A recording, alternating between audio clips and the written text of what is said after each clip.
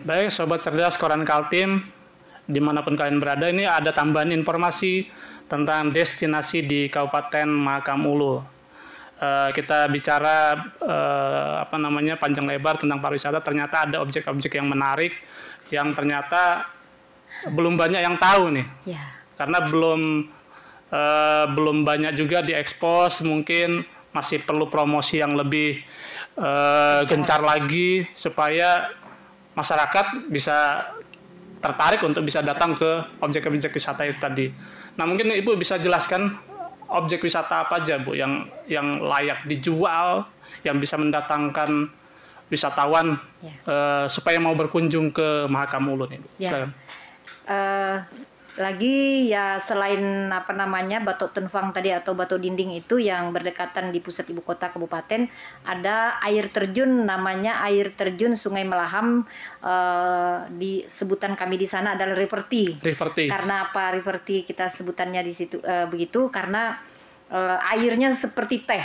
Air teh. Ya, seperti teh. Jadi airnya warnanya warna teh dan banyak akar-akar menarik di situ warna-warna merah. Dan akar-akar itu seperti berbentuk bingkai-bingkai foto. Jadi tanaman apa itu, Bu? Ya, akar tanaman. Nah, itu yang kita mesti cari tahu jenis tanaman apa gitu, tapi menarik sekali. Jadi dia udah berbentuk seperti udah dibentuk sekali. Jadi seperti bingkai foto seperti itu. Dan warna merah. Jadi airnya yang di situ ya merah, makanya kita sebutannya adalah Riverty. Air terjun Riverty. Itu hasil kajian dari teman-teman Udayana juga tadi ya. Pusat unggulan Udayana. Jadi itu. Lalu yang berikutnya dan tidak kalah menarik juga ada air terjun Sungai Kelkup. Nah, apa itu, Bu? Itu konsep yang kita bangun itu adalah tempat rekreasi di sana, bisa camping, bisa juga tempat mandi gitu ya di sana. Itu mungkin 10 menit saja dari pusat ibu kota kabupaten ke sana. 10 menit. Ya, 10 berarti menit aja. Naik kendaraan bermotor juga pun bisa. Itu menarik. Lalu berikutnya itu ada susur Sungai Alan. Susur Sungai Alan. Tidak jauh juga dari pusat ibu kota. Berarti naik perahu atau gimana? Naik perahu. Ya, jadi naik perahu kita ke sana.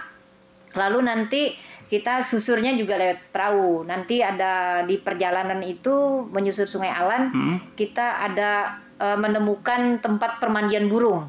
Tempat permandian burung itu ada rusa, burung-burung sering minum di area air yang ada di sana. Dan airnya itu asin.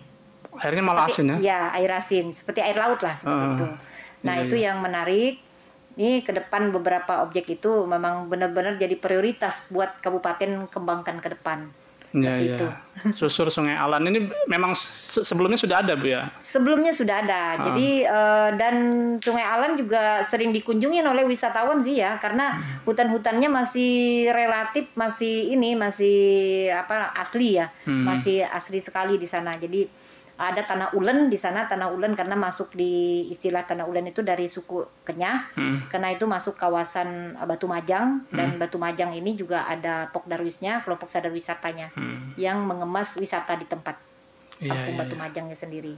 Berapa lama tuh, Bu, biasanya kalau susur Sungai Alan itu, berapa menit maksudnya?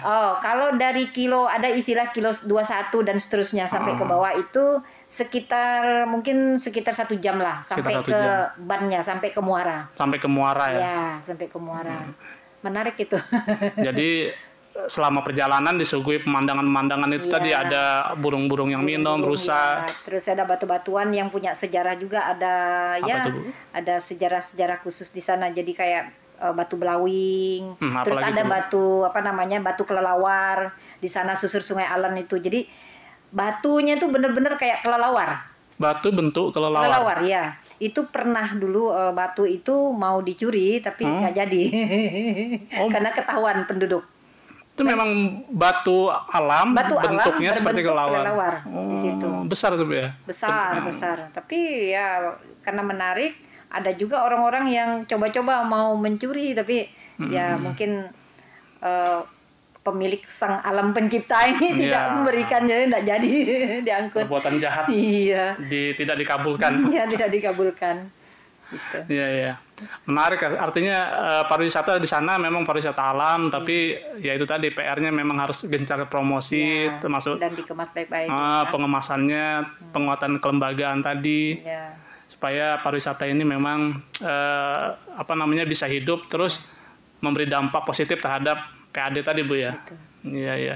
Nah, Sobat Cerdas Sekarang Kaltim, itu tadi beberapa spot yang layak kita kunjungi suatu saat kalau mau ke Mahakamulu ya. Berkunjunglah ke air terjun Riverty-nya. Pertama apa dulu, Bu? Kalau dari peringkat misalnya dari 4 objek wisata itu yang nggak boleh lewat dah. Ya. Kira-kira yang mana yang jelas pasti dilewatin adalah Batu Tenfang. Batu Tempang itu Batu pasti. Tenfang itu yang di sana pas di tengah-tengah batu-batu itu ada kayak gua gitu. Itu ada makam. Ada makam apa? Ada makam tua di situ, udah berapa, mungkin udah ratusan tahun seperti itu. Oh, makam ada penduduk makam ya? Tua, ya, makam penduduk di situ. Yang jadi menarik tuh dan bingung orang-orang kepengen melihat tuh bagaimana orang bisa masukkan peti di dalam gua di tengah-tengah. Seperti di Toraja itu ya, bukan? Ya, barangkali seperti itu. Tapi ini kan seperti dinding, memasukkannya dalam gua seperti dinding seperti itu yang harus panjat lah ya. Iya, seperti itu. Jadi itu yang menarik di sana. Jadi ada makam tua di batu dinding itu. Yeah. Terus itu pertama itu yang pertama harus pasti melewatin. Jadi kita niat mau pergi kemana-mana itu pasti melewatin. Pasti melewatin. Iya. Barulah kalau udah di sana jangan lupa berkunjung juga ke air terjun yang bertingkat-tingkat, yang namanya air terjun Sungai Melahem. Tapi sebutan kita di sana karena airnya seperti teh. Air terjun Riverty. Itu nomor 2 dilewati setelah Batu Tempang tadi. Wah, kita harus berkunjung ke sana dulu. Baru bisa kita mengatakan sudah ke Mahakamulu. Kalau belum sampai kalau begitu. Minimal 2 itu, Bu ya. Iya. Minimal 2. Itu kan itu yang menarik. Kalau biaya masuknya berapa, Bu? Kalau di sana itu, Bu? Mungkin gambaran aja lah. Ya. Kalau dari Long Melaham itu kita naik mobil ya, naik mobil. Untuk charter sehari itu 500 seperti itu ya. Jadi baru kita jalan kaki. Dari dari terminalnya, dari tempat pemberhentian mobil kita. Jadi habis itu kita ya kurang lebih 2,5-3 jam lah kita baru nyusur sampai ke air terjunnya. Sampai ke air terjunnya. Ya. Lumayan. Ini tantangan juga nih. Ya, kalau wisatawan yang memang benar-benar mencinta alam nggak mikir itu kalau tantangan seperti itu. Saya kira. Iya. Saya udah pernah ke sana. Oh, sudah membuktikan ya, Bu ya. Sudah membuktikan ke sana, luar biasa. Jadi terbayarkan juga capeknya, lelahnya itu terbayarkan. Iya. Itu.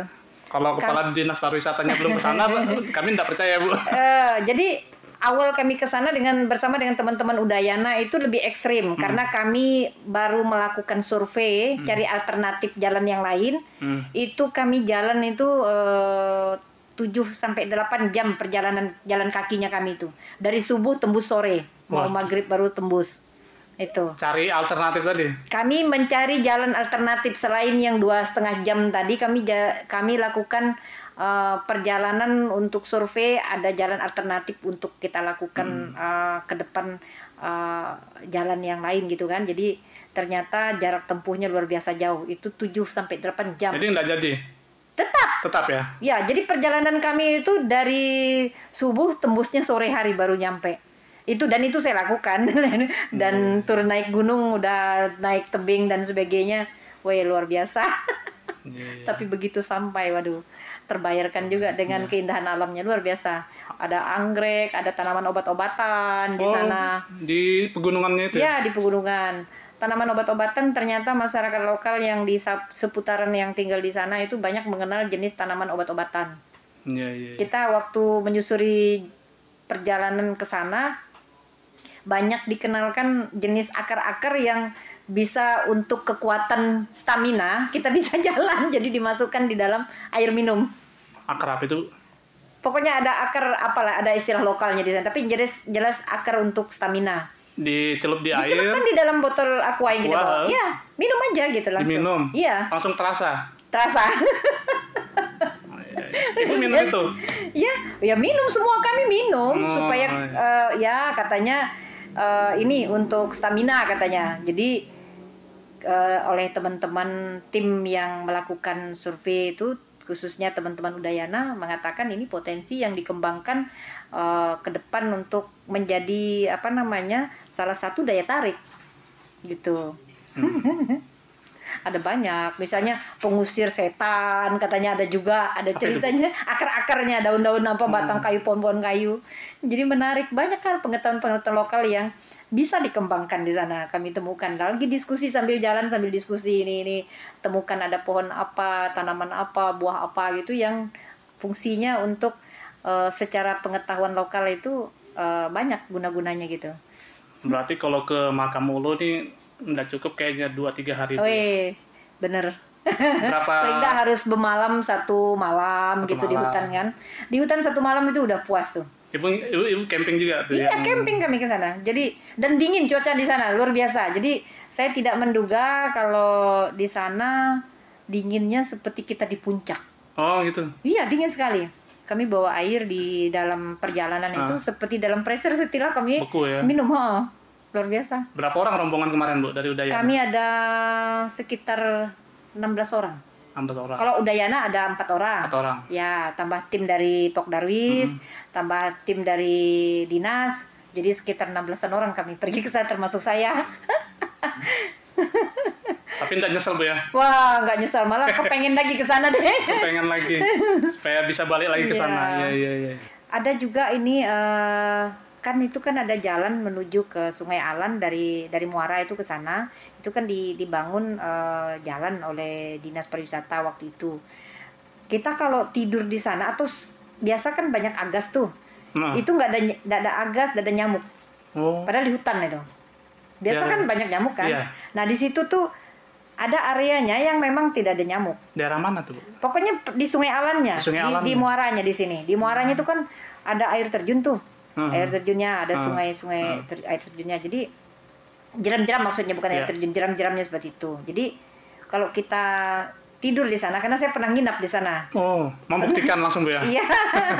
Kami piknik malam-malam, merasakan benar-benar suasananya di sana seperti apa. Jadi kami pergi, kami bawa perlengkapan takut dengan nyamuk itu ya, namanya di hutan kan, takut dengan pacet. Sekali nggak ada nyamuk aja, nyamuk asli nggak ada. Kenapa itu, Bu? Nah, itu dia yang mesti harus kita cari tahu. Mungkin ada jenis tanaman yang memang tumbuh di sana yang sehingga nyamuk nggak ada. Biasa kan kalau sore-sore hari tuh nyamuk biasanya kerumunan gitu ya. Kalau di tubuh kita ini enggak. Itu menarik, tapi di seputaran yang muara-muaranya itu, muara air bukan air terjun sih, riamnya.